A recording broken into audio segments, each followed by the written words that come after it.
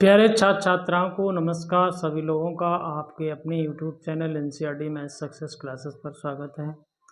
हम लोगों ने पिछले क्लास में एक्सरसाइज 4.2 के इंट्रो यानी कि परिचय को पढ़ा था।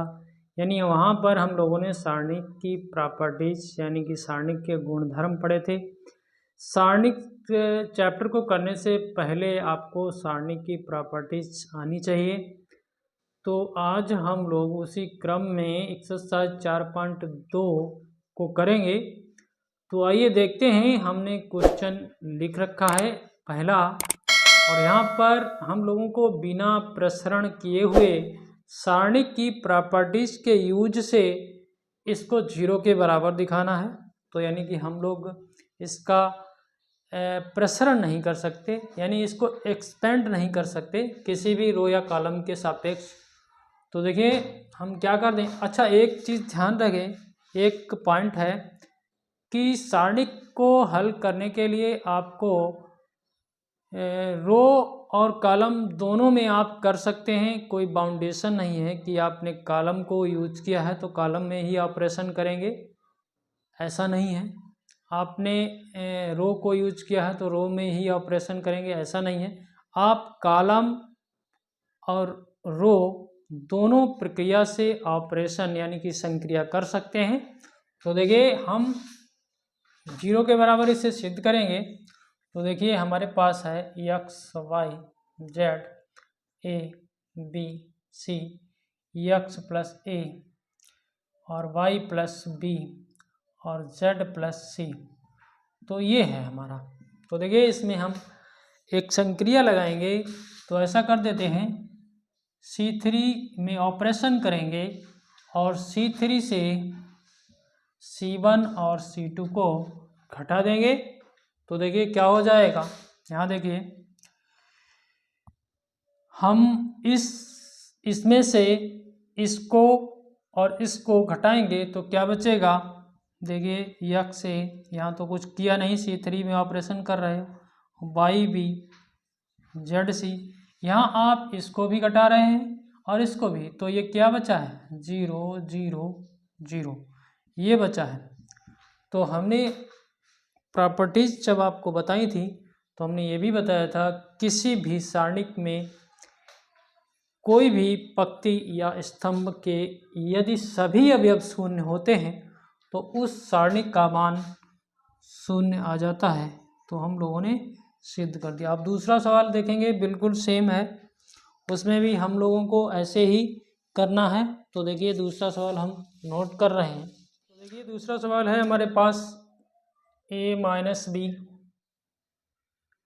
b minus C, c minus A, फिर b minus C, c minus A, a minus B. इसी प्रकार से तीसरी रो है c minus A minus B और b माइनस सी। इसमें भी हम लोगों को 0 ही लाना है, 0 ही लाना है। तो देखिए हम लोग यहीं से स्टार्टिंग करते हैं। तो देखिए इसमें क्या करते हैं हम लोग, या तो कॉलम ऑपरेशन करें या रो ऑपरेशन करें, कोई बाउंडेशन नहीं है। ऐसा कर लेते हैं, हम इसमें इनको जोड़ देते हैं, यानी कि C3 में C1 plus C2 plus C3 करेंगे। ठीक है, तो जोड़िए।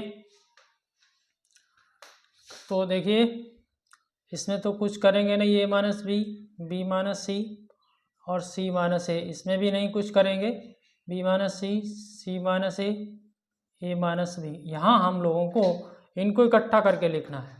तो देखिए c minus A plus A minus B plus B minus C.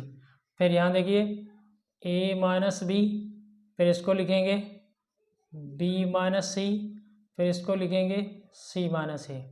फिर यहाँ देखिए b माइनस सी, फिर इसको लिखेंगे c माइनस ए, फिर इसको लिखेंगे a माइनस बी। अब देखिए हम लोग को क्या मिलेगा।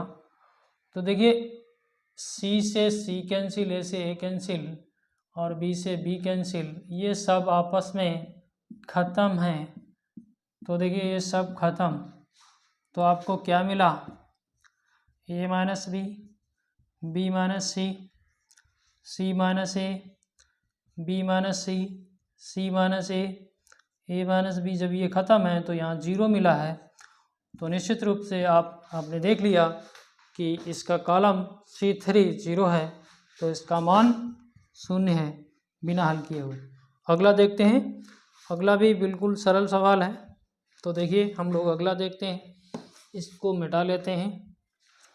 तो अगला सवाल है हमारा 2 7 65,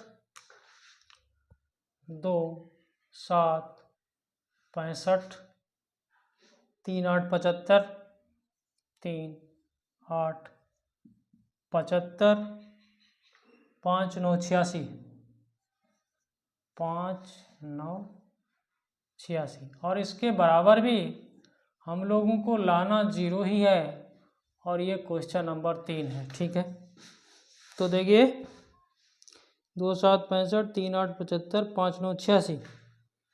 तो इसमें हम लोग क्या करेंगे, एक्सरसाइज अपनी 4.2 है। ठीक है, तो देखिए एक बार इसको LHS लिखते हैं। 2 7 65, 3 8 75, ठीक है, 5 9 86। कुछ ऐसा सोचिए कि ये भी जीरो हो जाए, तो ऐसा कर लेते हैं। ये C3 है 7 9 63, ये कर लेते हैं।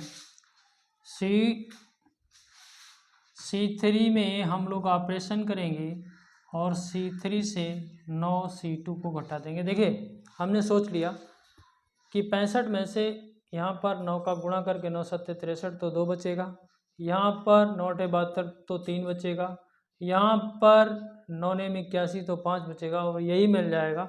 तो कर दीजिए आप, देखिए 2 3 5 7 8 9।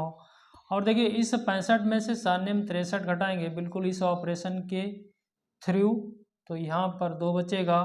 यहाँ पर देखिए 75 में से 9 8 72 घटाएंगे, यहाँ 3 बचेगा। यहाँ पर 86 में से 9 9 81 घटाएंगे, तो आपको 5 बचेगा।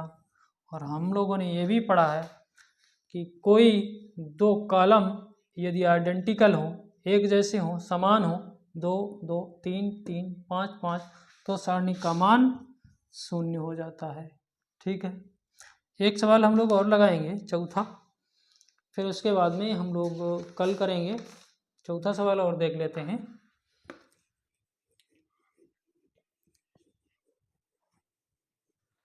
चौथे सवाल में हम लोगों के पास है 1 1 1 कॉलम में 1 1। यहाँ देखिए BC BC CA और AB फिर है ABC ABC। यहाँ पर B प्लस C, यहाँ पर C प्लस A, यहाँ पर A प्लस B। ठीक है, और इसके बराबर भी हम लोगों को जीरो ही लाना है। ये चौथा सवाल है, बहुत ही इम्पॉर्टेंट है। तो क्या करेंगे, तो देखिए हम LHS को लेते हैं 1 1 1 BC CA AB। यहाँ देखिए थोड़ा सा A B plus A B C plus A C A plus B।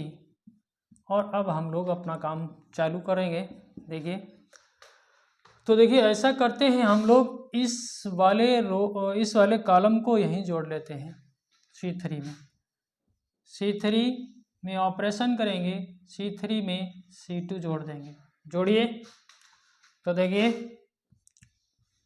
1 1 1 BC CA AB। और देखिए इसका गुणा कर लेते हैं, AB AC BC, ये जोड़ दिया हमने। यहाँ देखिए BC AB और ये जोड़ दिया CA। इसमें गुणा किया CA BC और इसको जोड़ दिया AB, ये हो गया। अब देख रहे होंगे आप AB BC CA AB BC CA AB BC CA, ये बिल्कुल कॉमन है तो इसको हम लोग बाहर कर सकते हैं। तो देखिए कर लिया हमने, AB BC CA को बाहर कर लिया और यहाँ देखिए आपके पास 1 और ये देखिए BC CA AB और ये 1 बचा है, ये भी 1 और ये भी 1। तो देखिए 2 कॉलम हमारे 1 यानी कि एक जैसे हो गए हैं तो इसका मान 0 हो जाएगा। तो AB plus BC plus CA और इसका मान तो 0 हो गया, तो फिर आंसर भी हमारा 0 आ चुका है। तो आशा करता हूँ आप लोगों को ये 4 क्वेश्चन हमारे बताए हुए समझ में आए होंगे। यदि समझ में आए हों तो हमारे चैनल को सब्सक्राइब करें, बेल आइकन को प्रेस करें और उसके ऑल बटन पर सेट कर लें ताकि हमारे आने वाले वीडियो का नोटिफिकेशन आप लोगों को मिलता रहे। और दोस्तों में शेयर करें, सभी दोस्तों को बताएं और कमेंट करके हमें ये भी बताएं कि हमारी वीडियो क्लियर बन रही है या नहीं। और सभी लोगों का बहुत बहुत धन्यवाद।